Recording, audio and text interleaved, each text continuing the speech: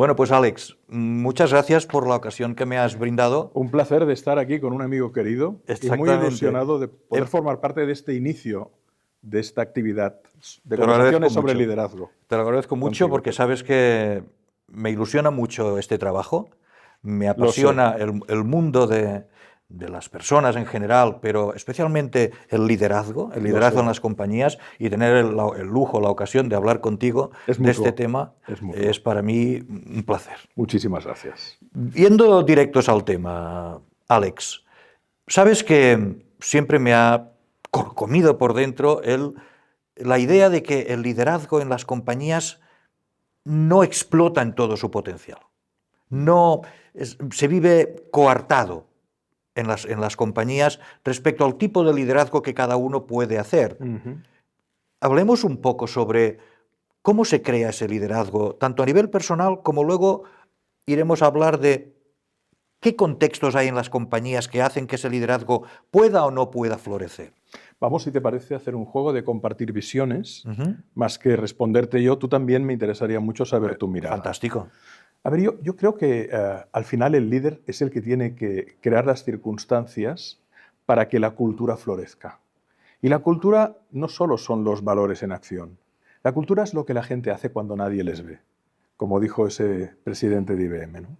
Entonces, normalmente, si el liderazgo se ve coartado o se ve limitado, es porque no se despliega todo el potencial que quiere el líder respecto a qué cultura quiere crear y con qué equipos. Porque a veces ocupar posiciones ejecutivas no implica tener todo el grado de libertad suficiente como para ejercerla.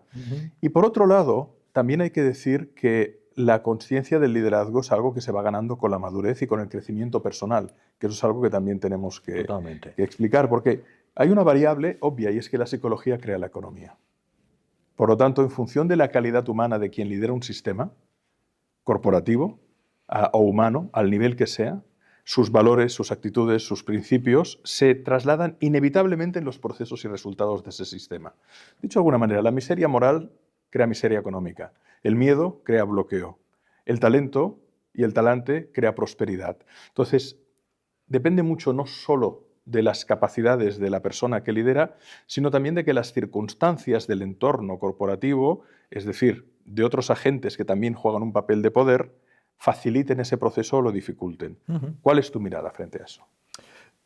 Estoy totalmente de acuerdo y creo que muchas veces también ese liderazgo puede estar contaminado por clichés que históricamente se han venido dando. Cuando dices el talante, ¿no? o el talento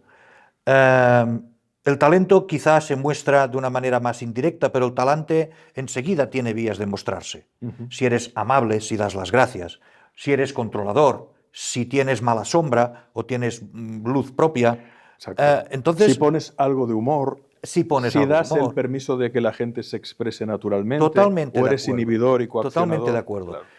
Puedo estar sesgado, no te digo que no, pero los mejores líderes que me he encontrado son gente, más allá de los conocimientos técnicos, que se puede ser un buen líder casi sin saber de lo que vas a liderar. Fíjate que te digo, los más brillantes han sido gente muy empática, gente muy humilde, gente con un buen humor de serie, que ha conseguido que el clima de confianza que se genera... Facilitadores en lugar de inhibidores. Totalmente. Esa es la clave. Y desarrolladores en lugar de controladores. Esa es la clave. Esa es la clave. Yo en ese sentido, fíjate que acabas de dar en el clavo, porque al final todo tiene una polaridad. La polaridad positiva, que es la que nos hace sentir bien, invita a que nos expresemos, nos comuniquemos, la que permite, y la polaridad negativa, que es la que restringe. La polaridad negativa es la del miedo, la rigidez, la coacción, el narcisismo, la arrogancia, incluso la psicopatía, la negativa. La polaridad positiva, tú lo has dicho, es la empatía, es la capacidad de diálogo, es la dirección rigurosa, pero también empática y amable. Totalmente. Que facilita la creatividad. Entonces, en función de la polaridad, y podríamos definir la polaridad como un vector que va de la patología extrema, el narcisismo patológico, hasta la polaridad más positiva, que es el líder facilitador, riguroso, reconocido y querido por su gente, ese directivo que cuando deja la empresa la gente llora, pero llora de verdad. Exactamente. Porque dice, estoy perdiendo un amigo y un maestro que ha impactado en mi vida durante un tiempo y por su carrera vital tiene que ir a otro sitio.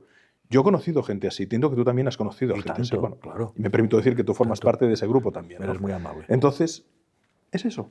Totalmente, totalmente. Y fíjate que a veces en las corporaciones se tiende a confundir el líder amable con talante con que es poco riguroso. O que es blando. O que es blando, o que controla poco.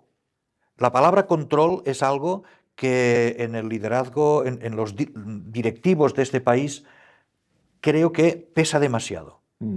Y viene de muy arriba. Hay mucho CEO muy controlador. Es que fíjate que Y hay entonces, la cultura del capataz, el látigo, y la cultura del líder integral, que es el facilitador porque se entiende con la gente. y también está la cultura de querer parecer una cosa y no lograrlo. ¿Me explico o no? Sí, sí, El sí. líder capataz que quiere parecer amable, Sí, pero a nadie se le engaña. sí, sí, se le acaba viendo la Se le verdadera acaba pronto, pasta, se le ¿no? acaba pronto. Sí. Pero para mí siempre he pensado que esta necesidad de control extremo desde posiciones muy elevadas de la compañía matan la creatividad y matan el liderazgo. Claro, porque Pepe, es porque una cultura matan de la miedo. toma de decisiones. Claro, es una cultura de miedo. Hay al límite, lo que estás diciendo, yo creo que lo podríamos definir como culturas de miedo, culturas de confianza. No sé si estarías de acuerdo. Totalmente. Totalmente. Entonces, fíjate que la confianza es un ultravalor, ¿no? Porque si tú, desde el respeto y la empatía, creas confianza, la confianza crea compromiso. Totalmente. Tú no te comprometes con nadie en que no confíes. Totalmente. Pero el compromiso es la llave de la calidad. De la No calidad, puede haber calidad sin compromiso. de la calidad, de la productividad, De la eficiencia. de la eficiencia, Del clima. de la milla extra. Exacto. ¿Sabes qué quiero decir? Entonces, fíjate, es un ultravalor, confianza, compromiso, calidad. Sin todo esto no hay excelencia sostenible. Totalmente de acuerdo. Y, en consecuencia, no hay transformación adaptativa.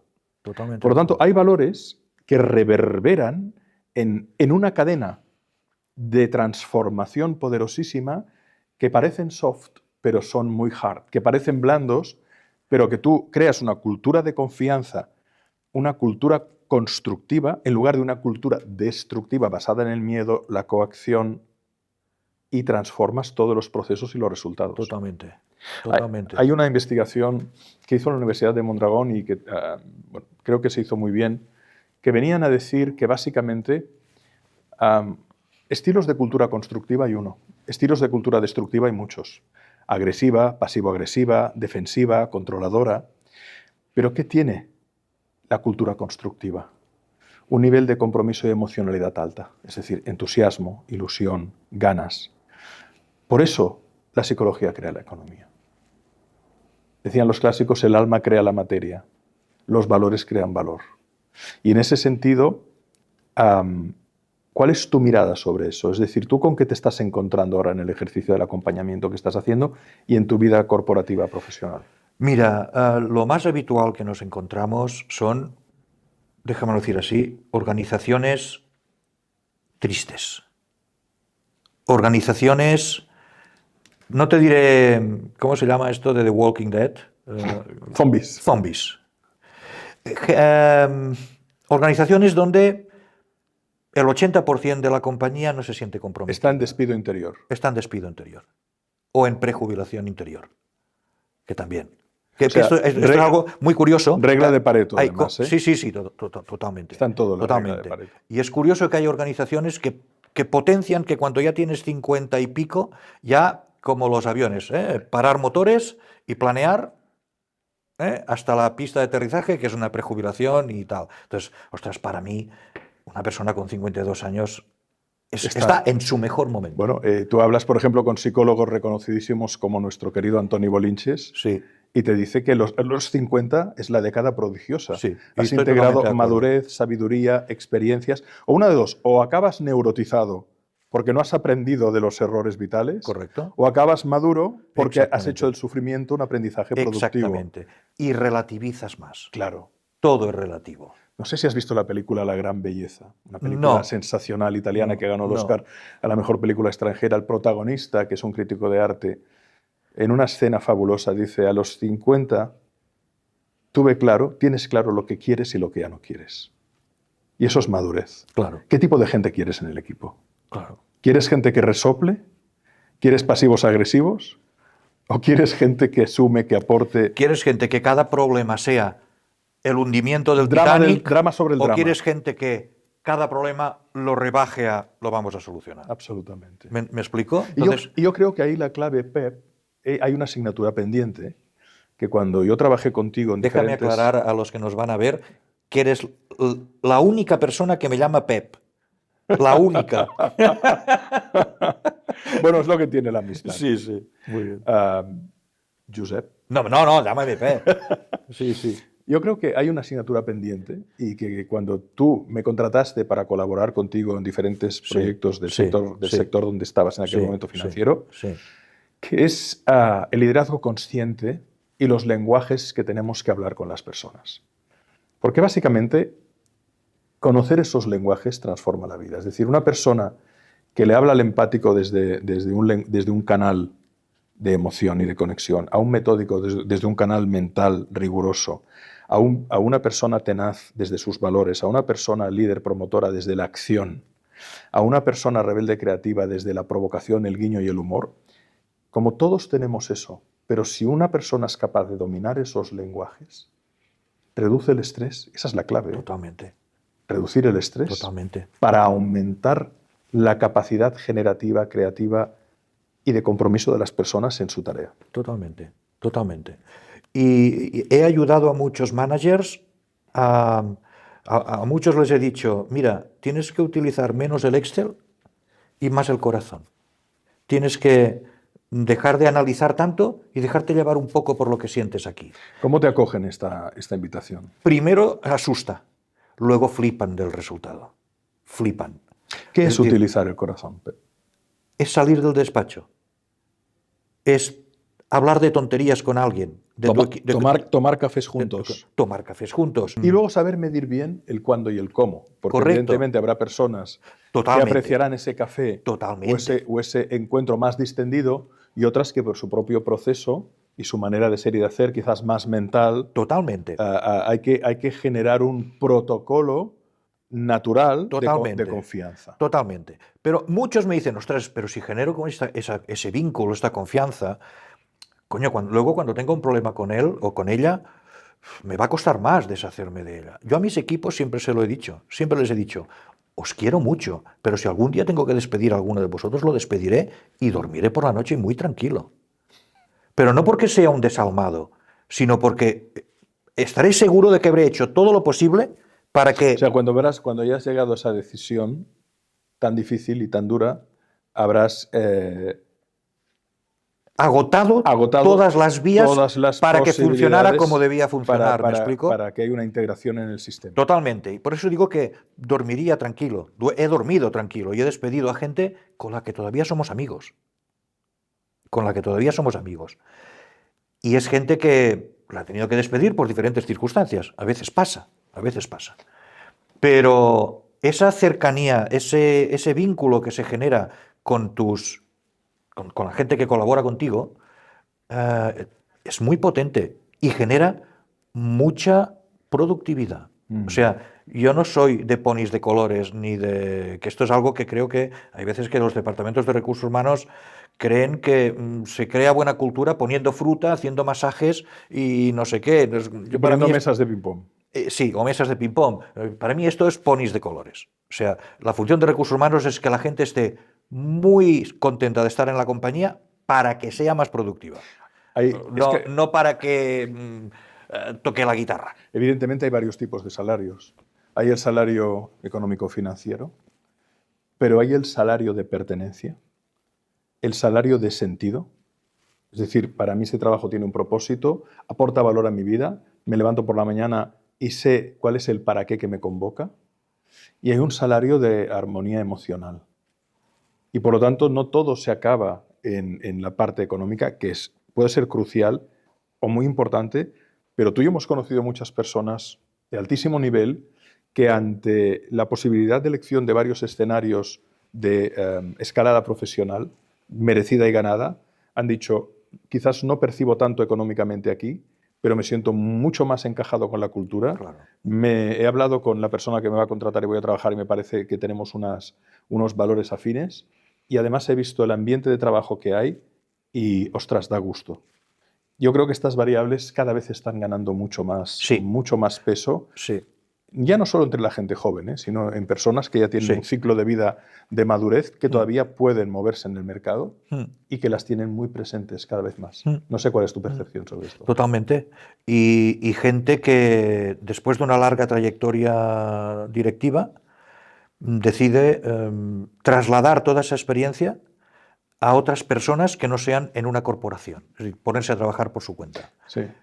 Con su horario, con su libertad de expresarse y decir lo que le dé la gana. Y de elegir el tipo de cliente con el que quiere colaborar. Totalmente. Yo creo que aquí estamos los dos. Totalmente. Es decir, tú mantienes una primera entrevista y detectas si esa organización y persona que la representa o que te ha venido a llamar es afín con tu posición existencial, con tu mirada de la vida, Sí. con tu escala de valores. Mira, te cuento una anécdota. A Hace ver. poco un cliente me decía, quiero ser un best place to work. Y le dije, bueno, esto es fácil. Hazla, o sea, Sigue el protocolo. Sigue el protocolo. Claro. Ahora bien, tendrás un Sigue best place la to ISO, work. sigue la ISO. Sigue la ISO. Tendrás un best place to work, pero no sé si tendrás a tus empleados de acuerdo con que esto es un best place to work. Claro. Y eso es un arma De doble que te filo. puede volver como Claro. un Boomerang. boomerang. Porque si te sellan como un top employer, pero tus empleados dicen, pero ¿esto cómo lo han conseguido? Si esto aquí son unas galeras. O es una impostura. Es una Entonces, impostura. eso genera una disonancia una tremenda. disonancia que no es buena. Vale, estás tocando un tema clave, autenticidad. O sea, fíjate que estamos hablando, vamos cosechando confianza, consciencia de funcionamiento humano. Y ahora estás tocando la autenticidad. ¿Qué es para ti la autenticidad en el liderazgo? Mira, te lo resumiré de la siguiente manera. No ser distinto en casa que en el trabajo. Me gusta, me gusta. Porque en casa somos nosotros. No hacemos ningún papel. Normalmente. Bueno, cultura, lo que la gente hace cuando nadie les ve. Pero hay gente que ficha o pasa el torno y no sé por qué Careta. se transforman en no, aquí hay que ser serio, hay que tal, hay que no sé cuántos, no se puede hacer por el broma. estrés, por el miedo. El miedo a perder hace El miedo, perder. el miedo. El miedo a perder Es hace el miedo. perder. Sí. Es el miedo. Sí. Es el miedo. El miedo y los clichés que la organización tú ves que va premiando. Es decir, el contestón que da su opinión y tal y cual y no sé qué, si ves el rígido, el pelota, Pero se va creando un stream de los que son así evolucionan más. Medran. Y poco a poco se va homogeneizando la forma de liderar y al final son todos iguales. Son todos iguales. Todos los que han promocionado son iguales. En unas organizaciones serán de un tipo y en otras de otras. Pero hay un patrón. Hay un patrón. Y un patrón no escrito en ningún sitio. Es un patrón embebido en la organización, en el tipo de liderazgo. Que es muy potente esto, ¿eh? Es mucho más potente. Por eso, de hecho, hay muchas, disculpa Alex, sí, hay muchas organizaciones donde tienen unos manuales fantásticos que dicen, aquí premiamos la opinión personal.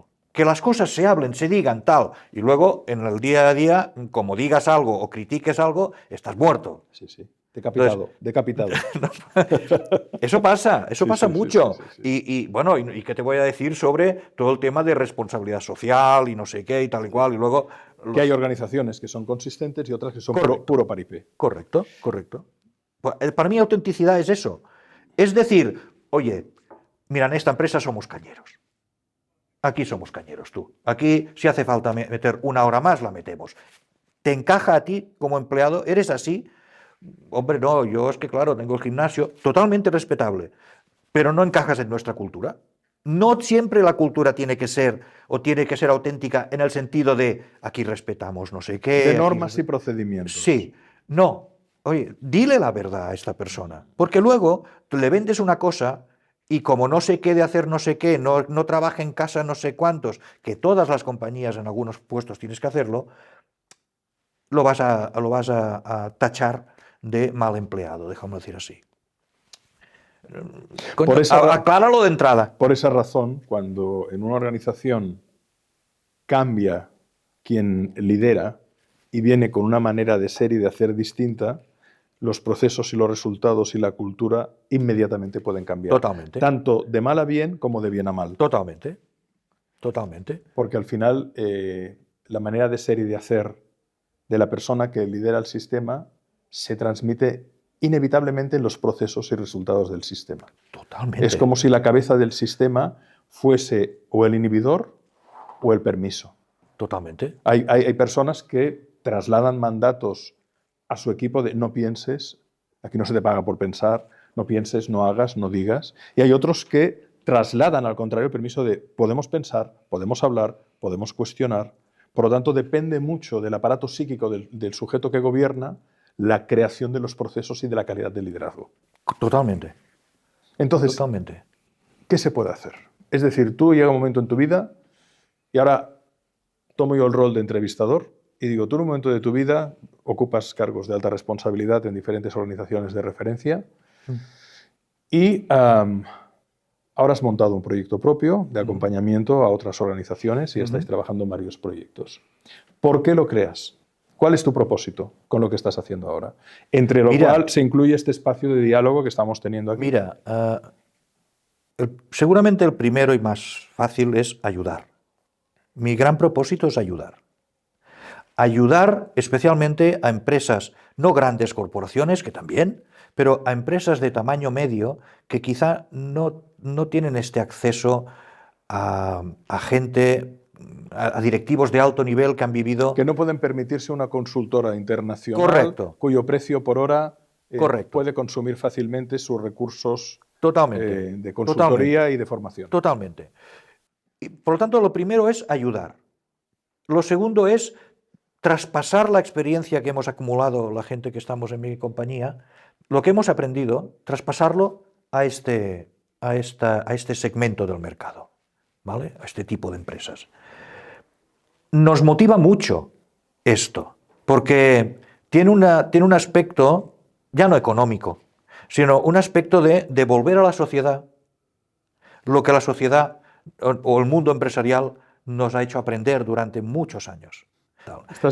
Estás hablando de ayudar, pero ¿desde qué mirada? ¿Desde qué perspectiva? ¿Cuál es el modelo, la visión, el paradigma desde el cual planteáis vuestros procesos de acompañamiento a estas organizaciones? Porque venimos hablando de liderazgo, venimos hablando de los activos que tienen que ver con lo humano, venimos hablando de consistencia, venimos hablando de que muchas veces la rigidez mata la eficacia.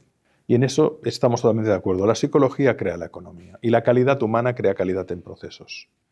Pero desde un punto de vista de consultoría, cuando tú recibes y tu equipo una petición de acompañamiento, ¿cuál es la perspectiva de aproximación que hacéis con ese cliente? Normalmente los acompañamientos que nos piden no son solo en tema de recursos humanos y organización, sino son acompañamientos integrales en el sentido de, o bien mi empresa está empezando a no funcionar como funcionaba, o bien no tiene tensiones, quiero crecer y no sé exactamente cómo y hacia dónde.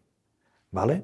Entonces, la grandeza de nuestro equipo es precisamente la transversalidad que tenemos. Son gente que viene de distintos áreas de expertise, finanzas, tecnología, tal, y de distintos sectores y de distintas realidades empresariales, pero todos vienen del mundo empresarial.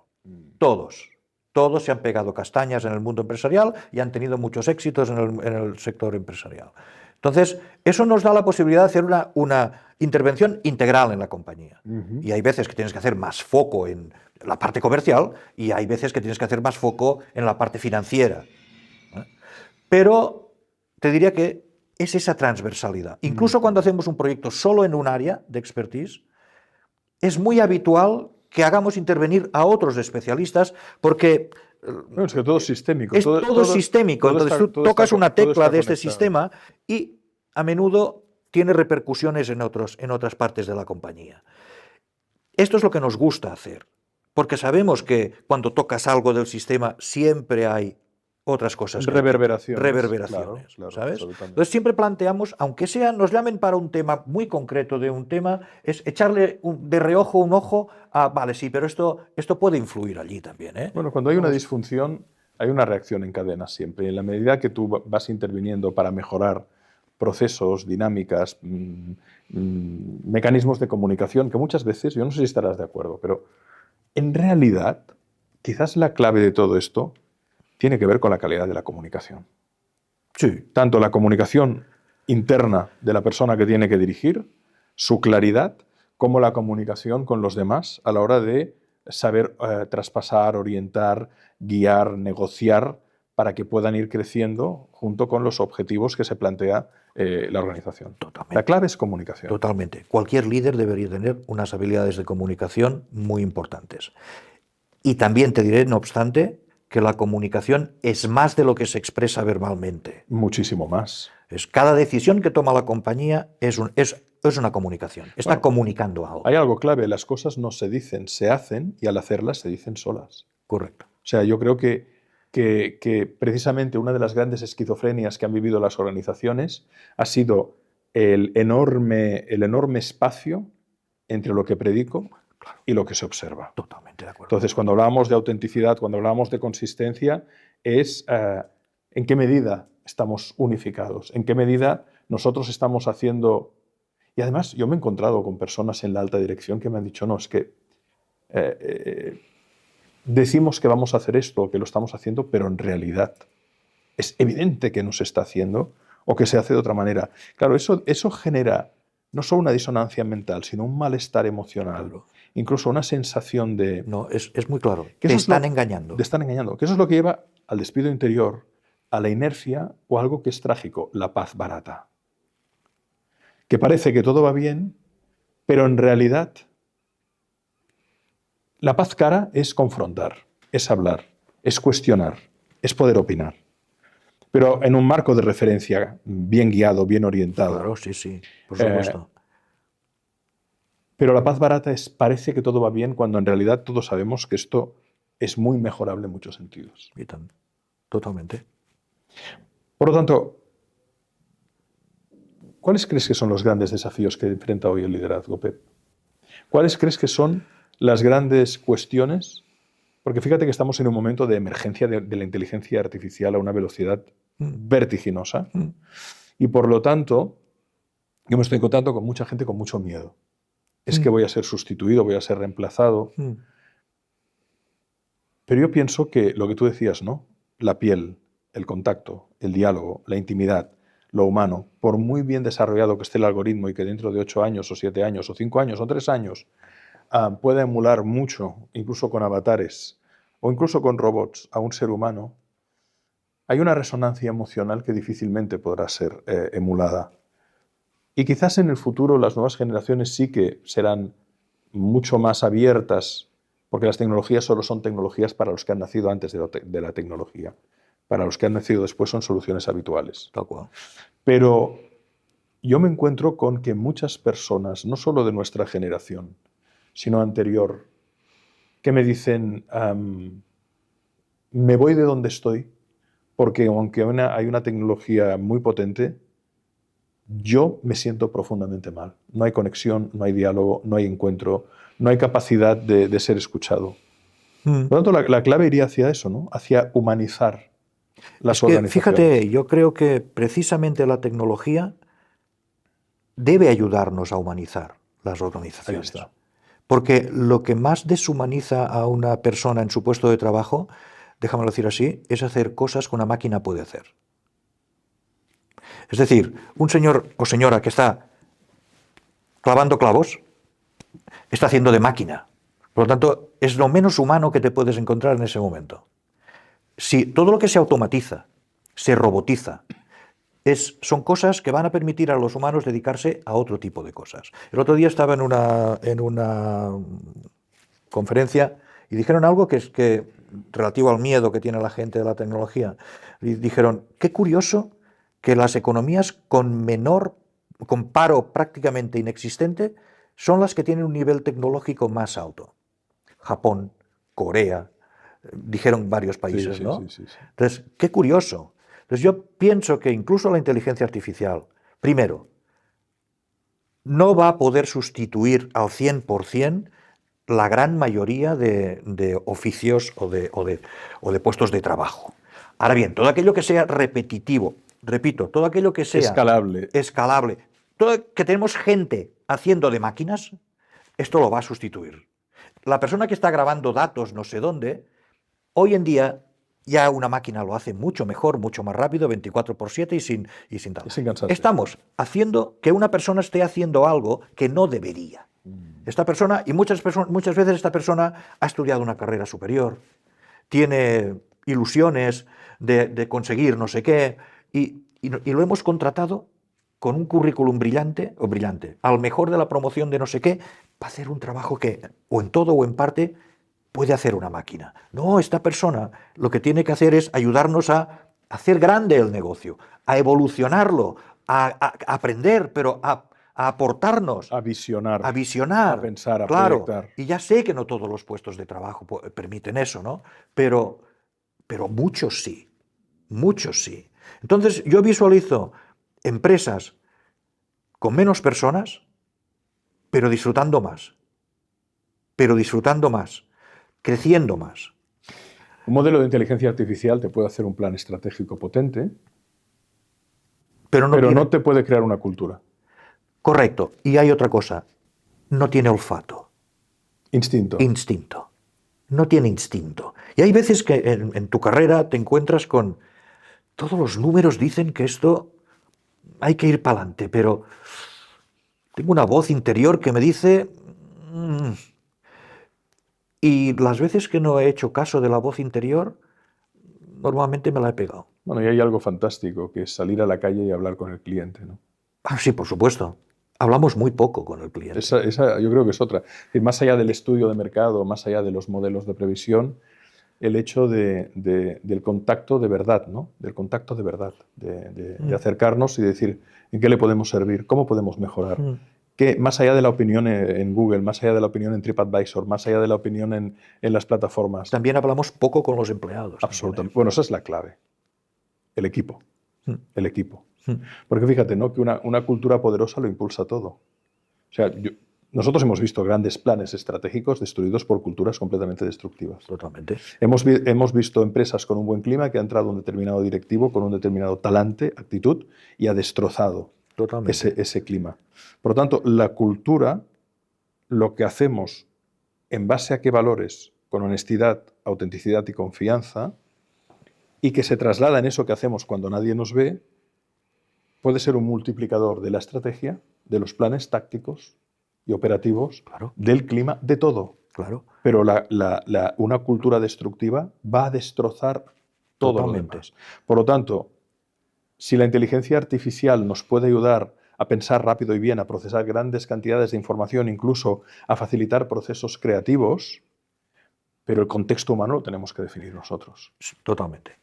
Y si no lo hacemos y delegamos en ese sistema la mirada humana y la creatividad, acabaremos replicando lo que otros hacen, como las personas que se someten a muchas intervenciones de cirugía estética, que todos parecen iguales al cabo del tiempo. Exactamente. ¿Por qué? Porque hay un protocolo de intervención para generar según qué modificaciones que se aplica universalmente y acaban pareciendo todos clones. Claro. Y eso pasaría con la inteligencia artificial. Totalmente. La inteligencia artificial no crea. No crea, en el sentido de crear. Replica patrones. Replica, identifica patrones y replica patrones. Correcto. Pero de momento la innovación de esos patrones, la humanización de esos patrones, tiene que nacer de lo que llamaríamos un alma humana, una experiencia humana. Yo creo mucho en este concepto de inteligencia aumentada.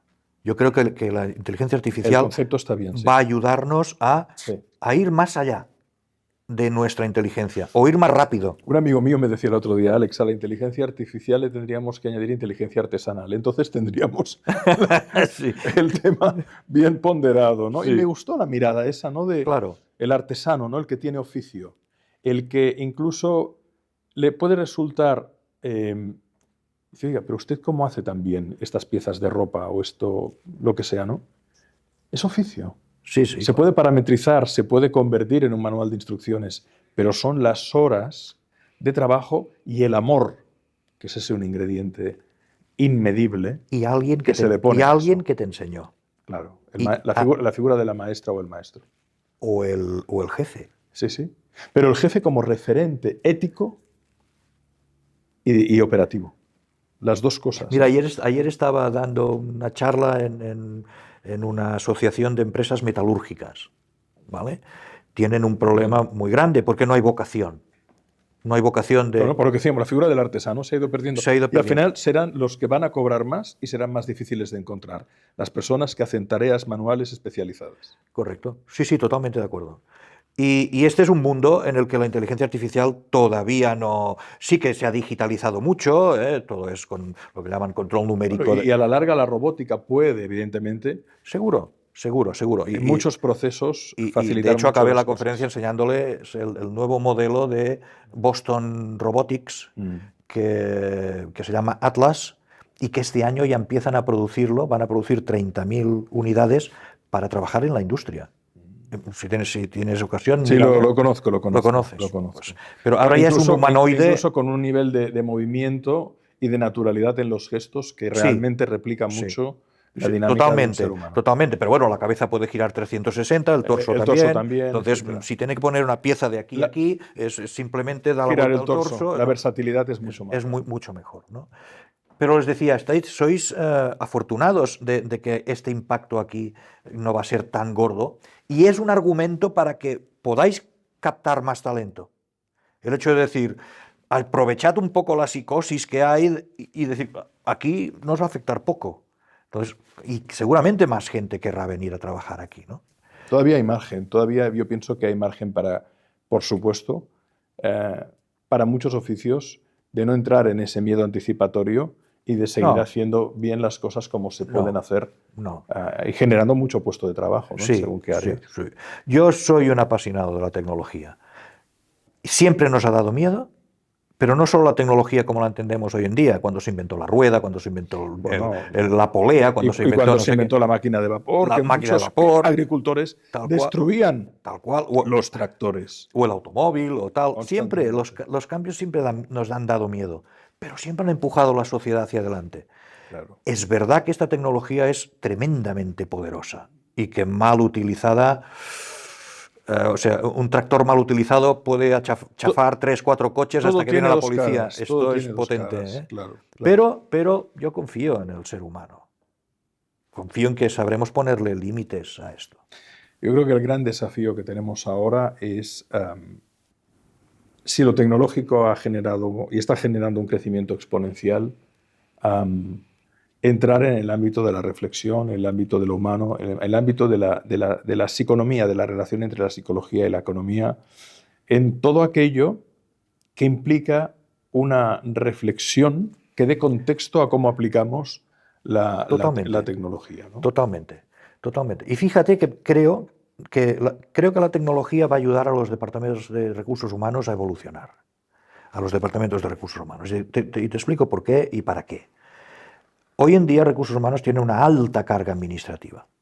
Y no me refiero solo a los procesos puramente administrativos, como puede ser la nómina, tal, no, sino procesos pseudoadministrativos camuflados de desarrollo, formación, la evaluación anual del desempeño. Correcto. No sé qué, no dejan de ser procesos muy administrativos de poco valor para la gran mayoría de compañías. Luego hay poca acción después de esos procesos evaluativos y no sé qué, ¿no? Mi visión de recursos humanos es muy parecida a una que hay en una serie que se llama Billions. No sé si la has visto. No la conozco. Va de un broker de bolsa americano, y el típico que tiene su jet privado, forradísimo, algoritmos para arriba, para abajo, es un halcón de mucho cuidado. Y tiene en plantilla una psiquiatra, que es la directora de recursos humanos, digamos. La función de esa psiquiatra es solo que los empleados estén con una salud mental óptima para que todo funcione bien y consigan resultados. Un broker de bolsa tiene mucha presión. Toma decisiones y gana-pierde, pero gana-pierde mucho dinero. Entonces, su función es solo esa. Y yo visualizo mucho un recursos humanos a futuro cuidando más de la salud, en este caso mental, de los empleados Mental y emocional. y emocional, su motivación, su estado de estrés, etcétera, etcétera, Pero etcétera. esa es la clave. Esa es la clave. Y estoy seguro que conseguirían, vuelvo a la productividad, más compromiso con con esa derivada de su actuación, que no con la evaluación del desempeño, el no sé cuánto. Yo creo que has dado en el clavo, en el sentido de que al final es el grado de estrés el que permite que nuestro funcionamiento se optimice o se bloquee, ¿no? Una persona empática, estresada, se desborda emocionalmente y no puede pensar. Una persona muy metódica, muy organizada, estresada, no delega y comienza a perseguir, machacando y criticando. Una persona muy creativa, estresada, se autosabotea y sabotea. Una persona muy orientada a la acción, muy promotora, muy líder, estresada, exige, persigue, machaca y pone prisa y hace cometer errores. Una persona muy tenaz, con muchos valores, pero estresada, entra en cruzada y comienza a machacar a los demás. Y una persona muy meditativa, muy inteligente, con una gran capacidad de abstracción bloqueada por estrés, no hace. Por lo tanto, yo creo que esto lo explicaba muy bien Tybee Kaller en su Process Communication Management y por eso fue durante años la persona de referencia junto a Hedge Capers para la selección de equipos de alto rendimiento en operaciones de la NASA, que la clave fundamental es amigdalamos el cerebro o no lo amigdalamos. Cerebro amigdalado, bloqueo, errores, conflictos internos, persecuciones internas. Cerebro neocortical, corteza prefrontal en funcionamiento, pensamiento a largo plazo, visión estratégica, visión sistémica, capacidad de diálogo, capacidad de negociación desde el ganar-ganar, cambia todo. Cambia todo. Entonces la paradoja está en que si la tecnología en lugar de calmarnos nos estresa, vamos a hacernos Sí. dependientes de ella precisamente por el propio miedo. El miedo a perder nos va a hacer perder. Seguramente. Entonces ahí la importancia de lo humano, de la conciencia, del conocimiento para poder comunicarnos bien, desestresar a nuestros equipos, satisfacer las necesidades psicológicas fundamentales de cada persona para de esta manera podernos mover, como la analogía que ponías de Billion y de la psiquiatra, en entornos que optimicen la cotidianidad de las personas que están sometidas a fuertes presiones y exigencias. Totalmente. Yo veo un recursos humanos de futuro con más psicólogos clínicos que psicólogos de organización. ¿Sabes qué quiero decir? Tiene mucho sentido. Y que pueden ser psicólogos de organización, pero que tienen conocimiento en herramientas que tienen que ver con la intervención clínica. Y además conseguiríamos